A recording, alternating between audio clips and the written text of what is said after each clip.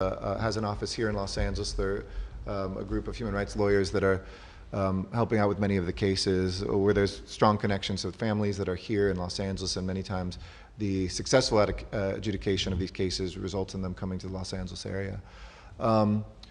Look, I'll say this, the facility was pretty clean and pretty new. There's an older section of it that we went to in the second half where there's women and some men, and seemed to be reasonably well run. But when we had private conversations with detainees, there were some troubling stories that we heard about of access to health care being very difficult, of food being inadequate, of the difficulty of getting time to be outside. And remember, I don't know if it's a majority, I think it was close to just visually, to a majority of folks because they have them wear different colored outfits depending on their criminal past. It seemed close to a majority, if not a majority of them, have no criminal history whatsoever. So they're there just as civil detainees, and it basically is like a prison where you get 23 hours in a day in a room maybe 3 or 4 times the size of this one with dozens of people, maybe a few windows, the showers, the toilets like right there. You eat there, you don't move, and you're there for months, in some case years. It is extremely, I think, difficult conditions. And folks who said, you know, the showers are disgusting, the toilets are right there where everybody can see, you know, things that were troubling. The bigger ones were the medical.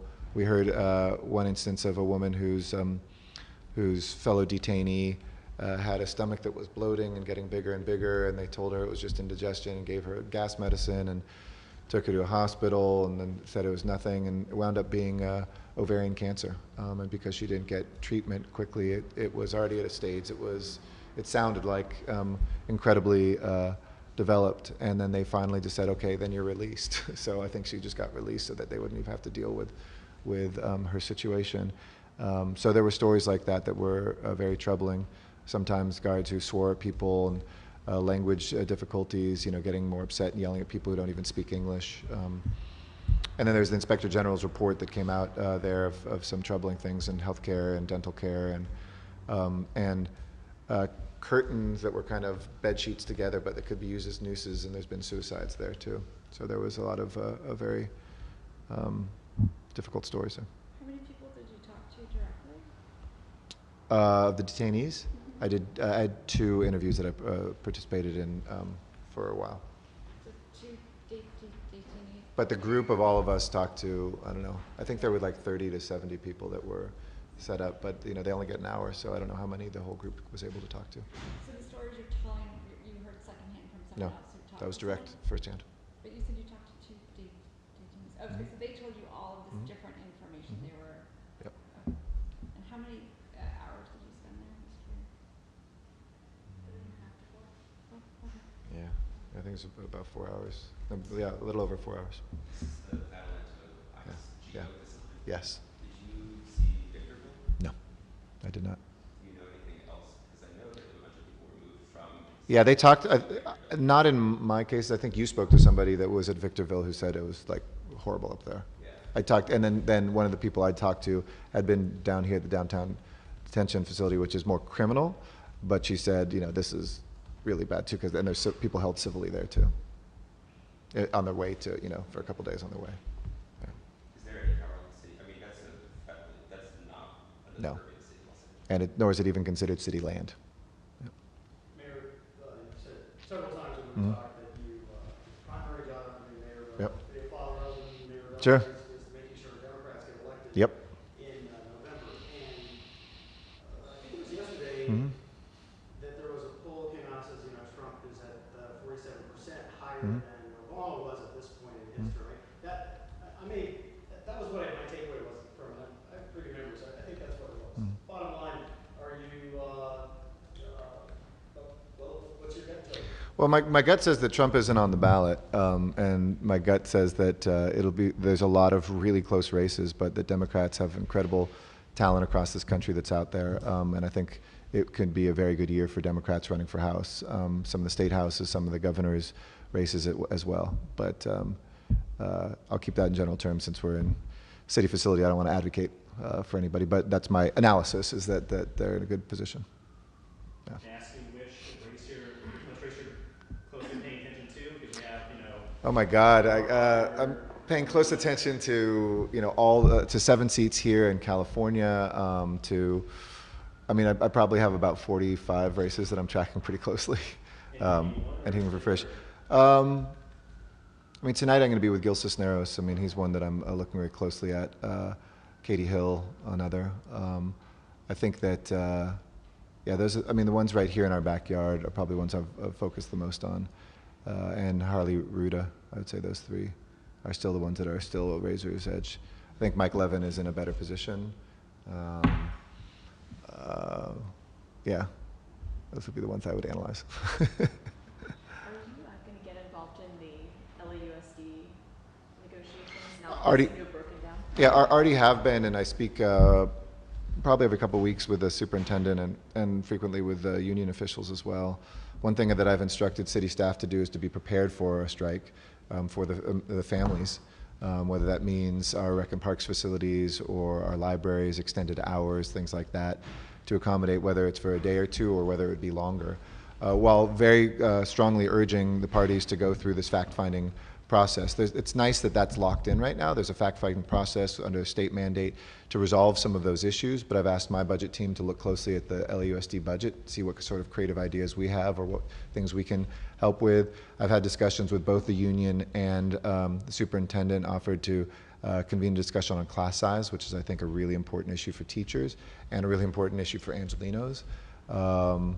And then I've talked to some other folks, some national union leaders who are involved with teacher unions and other LAUSD folks. So the board members specifically, I've been in pretty frequent contact with.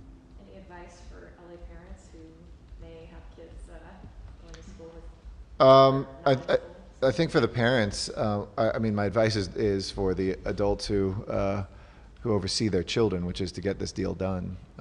For the parents, we'll do everything we can to try to mitigate this, but it's not, if there's a strike that happens, I know that causes a lot of hardship on families, and I'm very sympathetic to that, and we'll do everything we can.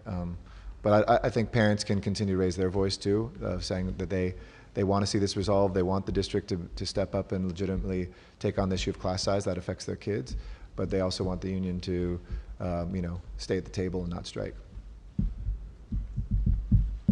Mayor, I guess baseball would be appropriate. Yes, it would be. Are you going to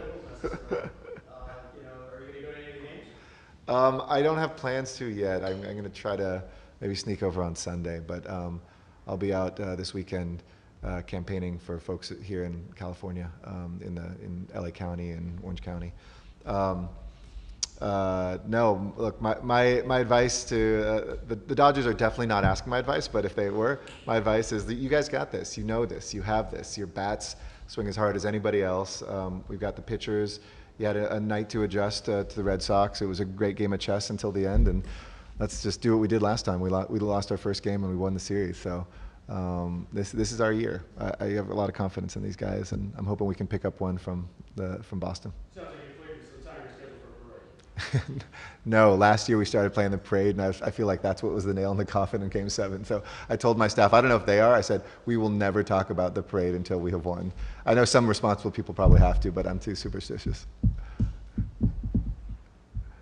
was, I think, last week, the city employees unions were for a big demonstration. Yeah, 2 weeks ago, I think, yeah. Or, yeah, maybe it was 2 weeks ago. Yep. And, their message was, Mayor Garcetti hasn't delivered on these 5,000 jobs. I know you see otherwise. Yeah. Can you maybe kind of walk through that again? Sure. What are they saying? What I think it was a few voices. I mean, I talked to their leaders. They're like, that's not what we're saying officially. That was just folks, and we can't control them. So I think we shouldn't conflate what some rank and file members said with what the official position is. We showed the piece of paper, and it was in my office, a 5,000 person goal, by the way. It never said we had to, and we all agreed to that language. It was in my office. It was also not net 5,000, which a few people said. I think all the union leaders have finally backed us up, saying, yeah, it was not net 5,000 more people. And we've done that. We've hired that many people over the period of time since that agreement was made. mostly to replace positions, obviously, though we've expanded some. And I'm very proud with the work that we did together was around targeted local hire. And that was saying those jobs shouldn't just go to great people who come from out of the city or out of the state. It should be people who grow up here or who are living here who are the most vulnerable. Folks coming out of jail, folks who are coming out of the foster care system, folks coming back from war, and folks who have been homeless. And we've got some amazing success stories. It would be a great profile somebody, radio, television, or print, to talk to some of those folks who we've created new positions in the library department, in rec and parks, that give people a pathway to civil service, permanent jobs, but help them build their resume, get one of the first jobs they've had, get training. It's been, I think, really a national model. We've had people visit us from around the country saying, oh, how can we do this, and around the region. So I feel confident we've met the contract is. When it gets close to the end of negotiations, this always happens. So. Well, I did quote and speak to the communications director for the union, wasn't just rank and file, and that was the messaging, Mayor, as you deliver on these jobs. So are you hesitant to say the union leaders are being dishonest with their members, or? No, I won't be hesitant. If that's the case, then yes, that is dishonest. But there is absolutely, if you talk to the heads of each one of those individual unions, I don't know about their comms director, they would confirm it. And if they won't, we'll give you the numbers. Any progress since that demonstration 2 weeks ago? Yeah, we went back to the table last week. I mean, I think we're really close. It's not an expression of us being far away. It's the, look, some people need to say, look, what we delivered was because we pushed at the end, when the reality is we were this close to each other anyway. So I'm used to that. That happens every time the negotiations happen over the last 17 years I've been here. So you just kind of smile and say, okay, not fire back and say, let's get this done. That's the most important thing, is not to take the rhetoric of one or two people, but to take care of the 20,000 city employees that are not sworn. The 20 million that he funds specifically for Skid Row, has all of that been figured out? How all of it? No. We just said it will go into Skid Row, but we want to listen to stakeholders in Skid Row who, we worked with folks from LA Can to Weingart to others on the refresh center, refresh spot that was there. So we want to listen to what's needed and be there to say, okay, instead of that now being a wish list, we actually have money, let's roll with it. And the council member. Sure, absolutely, yeah, absolutely. And I'm counting on, Councilmember Weezar to also lead those discussions in his district as well, which he said he wants to do, and he's been having regular conversations with the stakeholders, residents, business owners, all the people that are there, and also a lot of the service providers themselves who said, I could do more if, now we probably can. And when did the money come? This morning. This morning? Yep, that's why I was breaking news. I think it was a paper check. I think we actually have we might post out to social media a picture of it. It's like it wasn't one of these ones. It was like one of these ones, but it had. Do you have to sign that check? No, it was signed to us. Yeah, I can sign it and we give it around to folks. LA had its own making millions. Yes, 85 million. It wasn't it wasn't the lottery size, but it was good enough. No, it's been deposited. Yeah, through the yeah. I guess I sort of pictured this news when this came out in August. It's not a pitch. I just thought when it arrives, I thought that's newsworthy. But you can decide whether it's not. But we're also spending it today. Yeah, no, it's actually rolling. It's not just. Starting to fund it? Yeah, I said the two things that we're spending on. Remember, it's $1 million. Probably about 1.67 million will be then dispersed today for the Hollywood one, and 1.43 million for the VA one. So that's spending 3.1 million. They voted on it in September.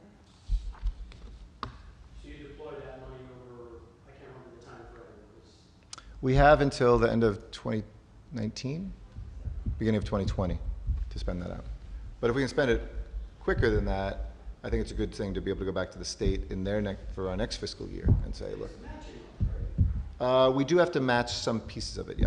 But we, unlike a lot of other cities, we had that match in place. They didn't punish us for our voters having passed something, for instance. Like, we could use those dollars. The incentive was to try to get other cities that haven't done those things to step up the way LA and LA County have.